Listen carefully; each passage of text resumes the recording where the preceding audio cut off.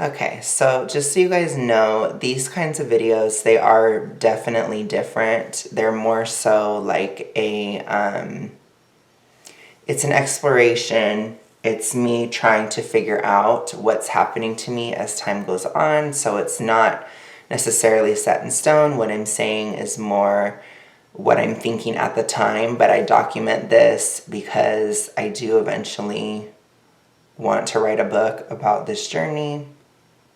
And so I need to document things as they're occurring within the process. For those of you guys that don't know, I've been doing this thyroid protocol for 2 years today, which is crazy. And I had a lot of changes over the winter, and I just want to talk about them. Now, the conversation is going to get a little weird. This one's a bit weird. I never expected any of this to occur. I never expected to talk about this stuff on my channel in this way. But I think that it's really important because it definitely does play a role in my overall recovery, and it definitely is something that I think I have to talk about just so I can remember that it occurred at this point in the journey. Let me just check my shot to make sure it's okay. It looks okay. I have a ring light, that's why I don't wear my glasses. Otherwise I probably would, so I could see what the hell is going on. But let's take it back to December. So in December, I was having,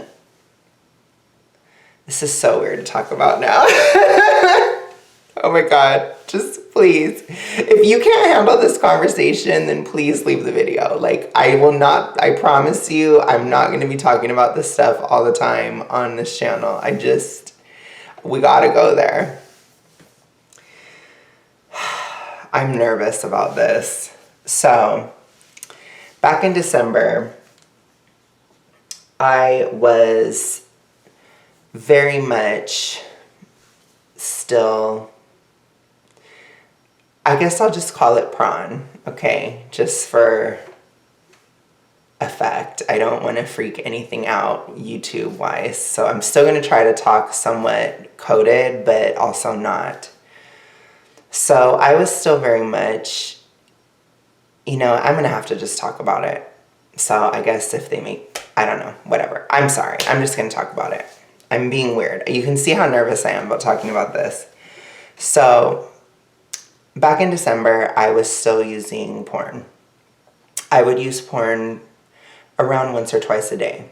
I didn't see it as an issue. I didn't think it was like I was really addicted to it. There have been times in my life where I have been, particularly 2020. I definitely was. It's not a great feeling. You feel really overly exhausted, overly stimulated. You feel crazy in general when you are in this zone, so to speak. And I did have to, take steps down in 2020 because I knew it was a problem. But ever since then, it was just typical. What I felt was typical was once or twice. And in December, I was starting to get sexual migraines.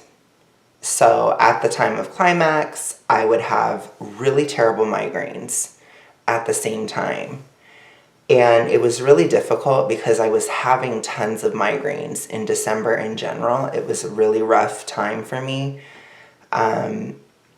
I wasn't really that active on social media. I wasn't really doing much because I was really going through it.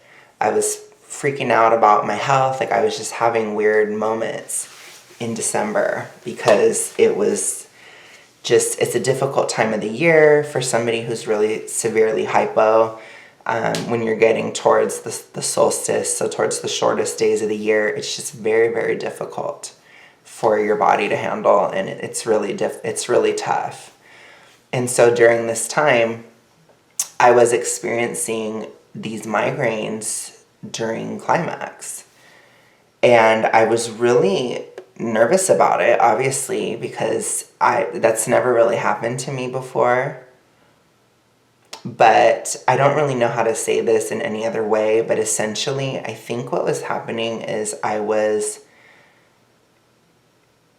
This is so graphic. I'm so sorry, you guys. Like I said, if you can handle this, then just click off. But I was straining, I feel like I was really straining my upper back, and it was causing migraines. And I think it's because I was straining to get there, so to speak, meaning I wasn't as interested in it. It wasn't coming as naturally to me. And so it definitely was making me question things, because I think a lot of people that talk about this stuff or think about this stuff, especially in a critical way, a lot of people are disturbed by what they're watching and this kind of stuff. I myself, I wasn't particularly disturbed by what I was watching, but when I think about it, you know, like there's this one ASMR video that always really turned me on, and it was of this guy pretending to be like a murderer, and it says like ASMR, like he's role-playing as a murderer, like he's gonna just, I don't know, just he's kidnapped you and killed you, or he's gonna kill you or something, right? So I was like, okay, that's hot to me at the time. Towards December, my sort of fantasies or these kind of things, they started shifting, and I started just like not really being into that. Like I think, I even messaged one of my friends and I said, you know, I think my sexuality is shifting. And she was like, what? Like she was thinking I was saying I was becoming straight. I'm like, no, that's not at all what I'm saying. But what I meant to say, or what I was talking about, was the fact that I think a lot of my sexuality has been rooted in fear and resistance of men from a young age. I had issues with my dad, and it really affected my view of men. My dad, just for context, was a drug addict. He was not emotionally stable. You know, he was very domineering in a way, but unreliable, just typical stuff that you could imagine, okay? So it was a really rough situation in my childhood, not like the whole childhood, but a couple years out of it. And it definitely affected my view of men in the years that followed, and I think it definitely influenced my sexuality in the sense that my sexuality became rooted in fear of men. So I think that's why I was attracted to those types of things a bit more. And I talked about it a lot on this channel in my other videos having to do with this playlist, where I talk about how I was less adrenal in 2022. I had switched over to relying on thyroid hormone for energy by December of 2021. And so it was just always kind of coming down over 2022 still, because the way your hormones work is it's like, this is adrenaline, this is thyroid. They kind of go like this. When they get here, you have no energy, and then you just have to like keep building the thyroid and keep lowering the adrenaline. And that's what I was doing throughout 2022. And at this point, it's in my belief that I was also really lowering my serotonin a lot. So over this winter, my serotonin and dopamine balance has completely shifted. And I think that that's what was beginning to occur in December of 2022, is I was having differences within the relationship of my serotonin and dopamine, because the way that your hormones work is your serotonin, like estrogen will bring up cortisol. Cortisol will bring up serotonin. So when you have all this going on within one context, it can create this loop. And so at the same time, if you start to lower, like you lower your estrogen, which I was really working on lowering my estrogen in 2021, it lowered my cortisol and my adrenaline. And I think by the end of 2022, those two results had begun to lower my serotonin. Which, what does that mean? it means I didn't really have to be as much of a dopamine fiend throughout 2022. There were times when I needed it, so I would get on Twitter, I'd start fighting with everybody, I'd start being crazy online. I worked with somebody that is kind of, out there for sure. I definitely don't want to anymore, but I was at that place hormonally to do those things. And so for me, it was very much like I would phase in and out. Like towards the summer, I was getting more tired when I would try to like engage and fight online and stuff. And I think it's like it was becoming overly stimulating. And then, as I've told you guys, your hormones backtrack as you get towards the winter solstice. So it backtracked, and then it was coming forward again, and I was too tired to do the online fighting thing. I had one more like sort of algorithmic dopamine rush activity when I talked about Taylor Swift being fat phobic. That was something I did on this channel in October. And I got like a huge boost of dopamine from fighting with everybody and fighting with Swifties, which by the way, I am one, you can see.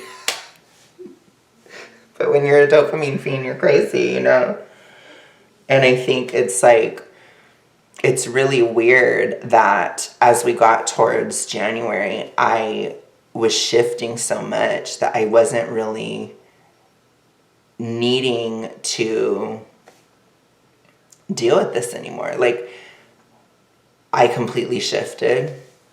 It changed. I've talked about it in previous videos. My desire for reputation came back, where I was like, I feel embarrassed of what I've been doing. I feel weird. And there was another major moment, dopamine, serotonin related, in February, where I started being up in the day.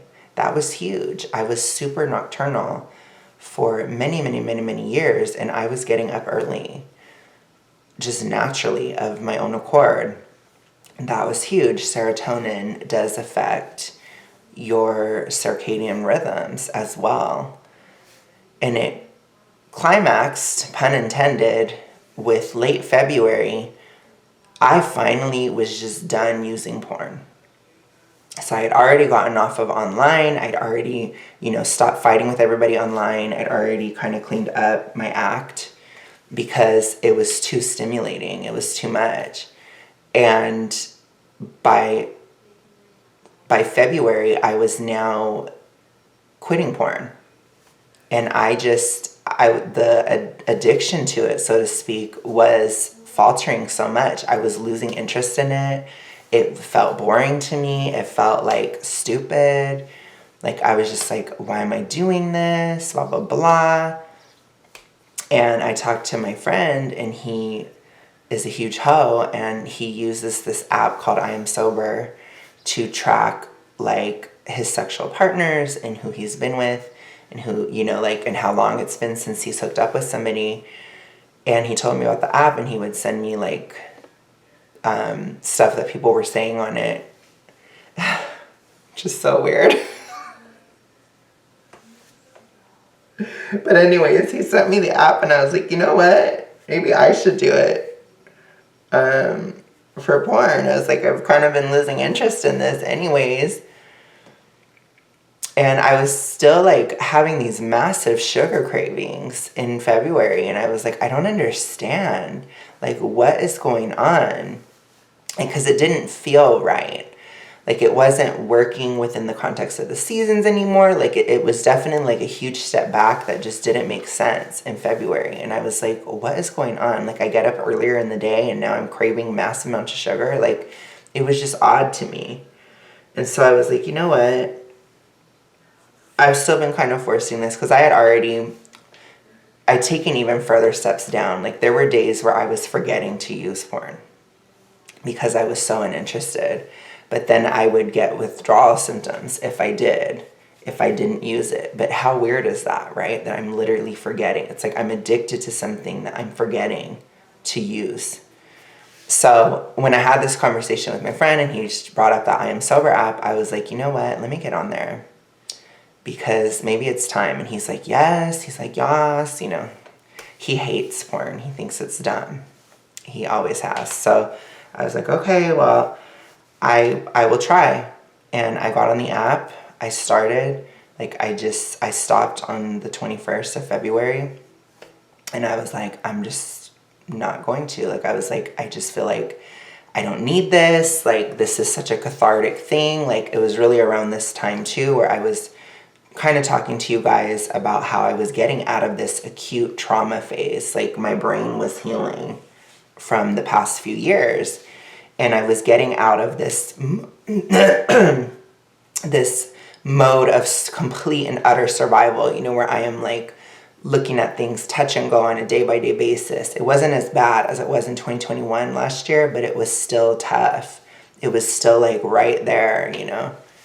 And so I was like, okay, fine. I'll get off of this because I'm thinking I don't need this, because I don't need this catharsis. I don't need this trauma release. You know, I was telling you guys I don't need to write anymore. I don't need to do politics. I don't need to do any of these things, right? And I was like, I think a lot of these things I did out of a sort of catharsis because I was feeling so sick. And so I quit. I had hella withdrawal, okay? Now, I was shocked at how much withdrawal I had. And it was like so intense and so physically intense. Like the first few days, like I felt ill. I felt like I had the flu. I felt like I was so exhausted. I was so tired. I just felt like I was dying. And the thing is, like, I don't believe in NoFap, so I'm not advocating for that. I don't believe in it. But I also don't really think porn is good. So I don't know. A lot of people in that space, they view them as the same. I don't. I'm just trying to put that out there, just so you guys know kind of what I'm talking about. So I was just like living my life without porn, and it's like my body is going through all these changes, and it was really, really intense. At the same time, I was moving, and it was difficult. I was so low energy. I had so many of these symptoms. You know, I'd get these little mini dopamine headaches, which I knew how that felt, because it's like this part of your brain right here. I don't know if it affects women the same, but as a man, right here, it like feels weird when the dopamine is like surging, especially from porn use for me. So apparently I was hella addicted. I wasn't aware. That was shocking to me. And I was just like, oh my God, like, how did I not know that I was addicted?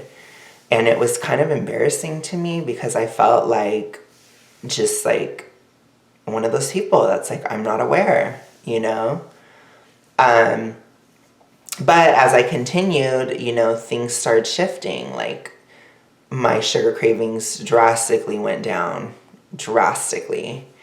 And I would go many days without eating any candy at all. I was like, it sounds gross to me. I don't want it. I'm so over it. You know, like literally, like this is how I'm feeling about it. And it's still winter, you know? So it was really weird for me. But it kind of made sense because I started to make a connection to dopamine. And I was like, what if it's dopamine related? I was like, stop not fighting with people online anymore, not being up all night, not being interested in porn, getting off of it. And I started to realize like my withdrawals were so intense that I was like, there's something else going on. Like it isn't just the not using porn. There's no way. It's too much because it was a lot. It was a lot. Like a physical withdrawal and psychological withdrawal. And I will tell you guys, like I had some very, very intense experiences. Not to put my mom on blast, but I'm going to have to. But my mom has been getting off of Prozac. So she was having all these withdrawal symptoms from getting off of Prozac.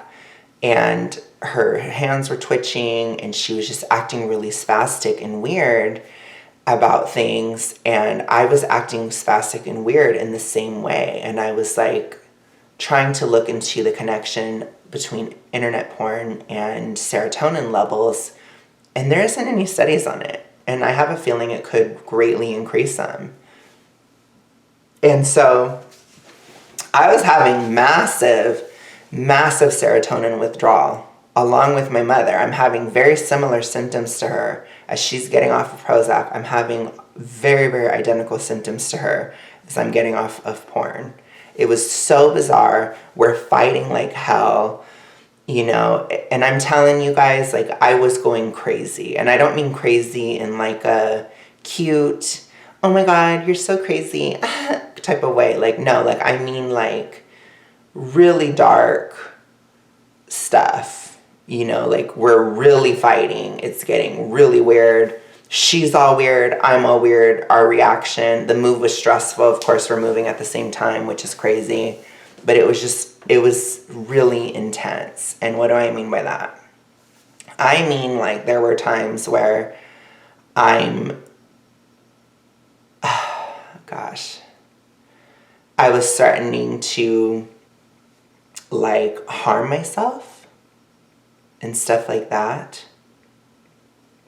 in certain ways, like, just crazy. Okay, so I mean, like, I knew it was not like my typical estrogen-y moment, my typical this type of moment. Like, no, like, it was serotonin withdrawal. I'm going crazy. I had a lot of symptoms too, or like I couldn't think clearly, I couldn't say words right, or I'd have to pause a lot, like when I'm on the phone with my friends and stuff, I'd have to like be like, hold on, like, like my brain has to think. Like, so my brain was like completely rewiring. And I just want you guys to not worry. Like, nothing happened. Nothing bad really happened. It was just a lot of hogwash and a lot of fighting. But that sort of like insanity, I don't know if any of you guys have ever gotten off of a SSRI or anything like that, but it can be very intense.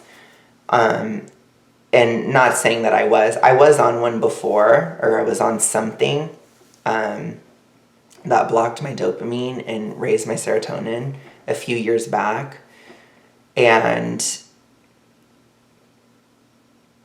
I didn't have that much withdrawal when I got off of it, but I don't know if it ever went back down, And that's the crazy part about this stuff. Like, it just really made me think about serotonin and dopamine a lot. And I was like, I think a lot of, because I started being more motivated, like you saw with my channel. I started doing better. I started all these different things. And I've been way more productive. It's easier for me to clean up. Like, all these different things are coming through. And at this point, I'm definitely feeling better.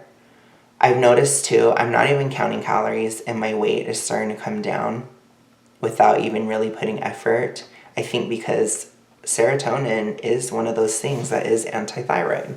If it's too high, like I've told you guys a lot, I get massive diarrhea. That's a serotonin thing. I have times where I feel like my heart is racing. That's serotonin related. Like, a lot of the issues that I was having were serotonin. I've even gotten comments from people about my hair thinning. It's serotonin related. So it's like, a lot of these things can be affected by estrogen, but they can also be affected by serotonin. And when it's too high, like, you do have all these issues. Like, because the other thing that I noticed is I started getting rosy cheeks, which serotonin does cause. It causes your blood vessels to constrict, which I've had issues with that. So, like, I didn't have very much blood flow. And that's also what was causing my migraines. I don't get as many migraines now. It's gone way down. My diarrhea is gone. And I get rosy cheeks, which I even had one of you guys comment and say I look like I'm wearing makeup even when I'm not. It's because I'm having more blood flow. So again, I don't want you guys to think that I'm just making all this stuff up. Like, there are actual physical things that you can even see with my rosy cheeks in January. I didn't have those before January, and it felt like flushed. It felt hot to me. I'm like, am I dying?